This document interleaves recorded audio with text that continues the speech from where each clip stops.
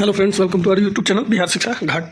दोस्तों, आज हम बात करने वाले हैं ये चुनाव में जो शिक्षकों की ड्यूटी लगी है। तो पुराने शिक्षक साथी, विशेष शिक्षक जो हैं वो तो सारी चीज़ें जानते हैं, लेकिन जो नए हमारे बीपीएससी के शिक्षक साथी हैं जिन्होंने ज्वाइन किया है, उनको बहुत सारी नए जो शिक्षक साथी हैं जिन्होंने अभी ज्वाइन किया है, उनको इसके बारे में अभी कुछ चीज़ें जानकारी है। हालांकि जो चुनाव की ट्रेनिंग होगी उसमें सभी को कुछ ना कुछ बताया जाएगा, कभी कुछ ना कुछ क्या सारी चीज़ें उनको बता दी जाएगी। तो उसी के संदर्भ में मैं आपको बताने वाला हूँ कि क्या क्या ड्यूटी किन अधिकारियों की होती है, पोलिंग स्टेशन पर क्या जाना होता है, क्या सुविधाएं होती हैं, आपको कैसे चुनाव करवाना है। तो जैसा कि आप वीडियो में देख सकते हैं, कुछ लोग इसमें पीओ होते हैं, फिर उसके बाद P1 होते हैं, P2 होते हैं, P3 होते हैं। ये 4 लोगों को मिलकर एक मतदान दल की पार्टी बनती है। उसके अलावा सुरक्षा के लिए जवान और बिहार पुलिस के भी जवान, होमगार्ड के भी होते हैं। वो पोलिंग बूथ के हिसाब से आपको उसकी संख्या निर्धारित करता है विभाग और देता है। तो पहले क्या है चुनाव के नियम, उसके बाद पीओ के बाद P1, P2, P3 के कार्य कैसे क्या क्या होगा, इसमें हम पीओ और P1 के बारे में बात करेंगे। ड्यूटी पर जाने से पहले ये वीडियो जरूर एक बार देख लीजिए, जिससे क्या होगा कि आपको एक आइडिया लग जाएगा कि क्या करना है। ठीक है, आइए देखते हैं इस वीडियो। पहला तो P1 जो है, P1 उनकी जो ड्यूटी है वो होती है, मैं आगे बताऊंगा डिटेल में, कि भाई आइडेंटिफाई करना है। वोटर लिस्ट उनके पास एक रहेगा और उसी के हिसाब से आइडेंटिफाई करके वोटिंग कराना है। लेकिन अगर वोटर आई कार्ड किसी के पास नहीं है, किसी मतदाता के पास वोटर आई कार्ड अगर नहीं होता है, तो ये इलेक्शन कमीशन के द्वारा ये 12 डॉक्यूमेंट बनाए गए हैं, जिससे आप मतदाता सूची जो लेटेस्ट मिलेगी उससे मिलाकर आप वोटिंग करवा सकते हैं। ठीक है, तो ये 12 डॉक्यूमेंट भी अगर कोई मतदाता लेकर आता है, मतदाता सूची में यदि उसका नाम है, तो आप उसके आधार पर वोटिंग उससे करवा सकते हैं। ठीक है, और अब की बार क्योंकि SIR हुआ है तो बहुत लोगों के नाम कटे भी होंगे। तो ये चीज़ P1 के जो अधिकारी हैं उनको ध्यान रखना है, विवाद की स्थिति नहीं उत्पन्न हो, अपना कोई भी डॉक्यूमेंट को मिलाकर बाकी समझदारी से चुनाव निपटा देना है, खासकर सेंसिटिव बूथ सेंसिटिव जो बूथ है उनके ऊपर।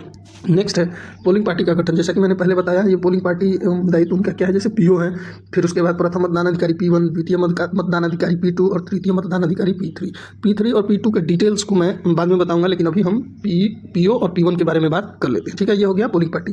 पूरे मतदान टोली में ये 4 लोग होते हैं, इनके अलावा पुलिस के स्टाफ होते हैं। ठीक है, नेक्स्ट है अब पोलिंग जो ऑफिसर हैं, पीठासीन अधिकारी, उनके बारे में। वो मतदान स्थल का प्रभारी होता है, यानी मतदान स्थल जहाँ पे हम लोग वोटिंग कराएंगे जिस बूथ पे, उसका पूरा हेड जो होता है वो वही होता है पीओ। कोई भी चीज़ अगर कंप्लेन होती है तो सर्वप्रथम उन्हीं से की जाएगी। दूसरा, निर्वाचन आयोग के निर्देशों का अक्षरशः पालन सुनिश्चित कराते हुए अपने बूथ पर निर्विघ्न, मतलब वही पूरा चुनाव कराना उनकी जिम्मेदारी होता है। बाकी लोग सहयोगी होते हैं, लेकिन मुख्य रूप से उनकी भूमिका होती है पीओ की। मतदान सामग्री बिल्कुल चुनाव से एक दिन पहले उनको मतदान सामग्री मिल जाती है, और जो 1 से 2 दिन पहले वो चुनाव सारी सामग्री मिल जाती है, और अगले दिन एक जो सेंटर निर्धारित होता है चुनाव से 1 दिन पहले वो EVM प्राप्त करेंगे, और उसी के साथ जो गाड़ी मिलती है और स्टाफ के साथ, सुरक्षा स्टाफ के साथ, वो लिस्ट जो सामान है वो चेक करके उसको प्राप्त करेंगे और बूथ पर पहुंच जाएंगे।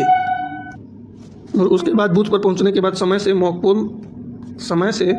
पोल करा लेंगे, और उसके बाद मतदान प्रारंभ कराना है। ये मॉक पोल के बारे में मैं बाद में और डिटेल में बता दूंगा। मॉक पोल क्या होता है, जब ट्रेनिंग होगी तो आपको ये सारी चीज़ें बताई जाएंगी। मॉक पोल चुनाव से पहले जो तैयारी होती है ना, वही मॉक पोल, ताकि EVM सही से काम कर रहा है कि नहीं वो जांचा जाता है। ठीक है, तो टाइम से, जो टाइम इलेक्शन कमीशन का रहेगा उस टाइम से मतदान आपको प्रारंभ कर देना है। ये पीओ की पूर्ण रूप से जिम्मेदारी है। आइए नेक्स्ट देखते हैं।